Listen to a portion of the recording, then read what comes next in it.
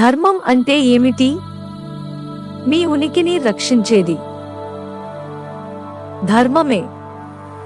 మీ ఉనికికి వ్యతిరేకంగా ఉన్న సూత్రాన్ని ధర్మం అని పిలవలేము. ఆకలితో చనిపోవాలని ధర్మం ఎప్పుడూ చెప్పదు. ధర్మం మీకు చెబుతుంది మీ శరీరానికి, మనసుకు సరిపోయే మీ ఆహారాన్ని ఎలా ఎంచుకోవాలి. మరియు ఆత్మ ధర్మం భౌతిక, మానసిక మరియు ఆధ్యాత్మిక అభివృద్ధికి స్పష్టమైన సూచనలను ఇస్తుంది. ఆత్మహత్య చేసుకోవడం అధర్మం కాబట్టి ఇది ఆత్మహత్యకు సూచించదు. హింస అనేది ఒక వ్యక్తి యొక్క శారీరక, మానసిక మరియు ఆధ్యాత్మిక పురోగతిని శాశ్వతంగా నిలిపివేసే చర్య. ఒక చిన్న జింక ఆడుతోందని అనుకుందాం. మీరు అతనిని చంపినట్లయితే అప్పుడు అతని శారీరక వ్యక్తీకరణలు ఆగిపోతాయి. కాబట్టి ఇక్కడ మీరు హింసను కమిట్ చేశారు.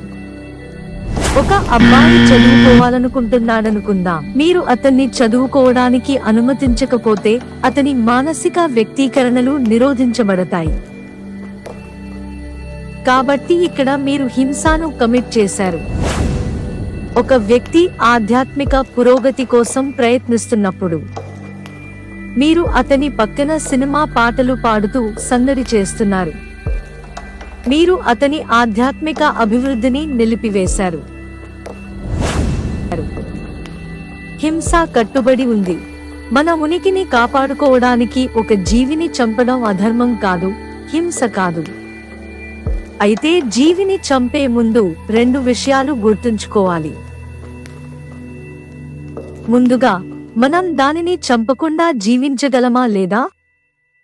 రెండవది, సాధ్యమైనంతవరకు మన ఉనికిని కాపాడుకోవడానికి స్పృహ తక్కువగా ఉన్న అటువంటి జీవిని చంపాలి.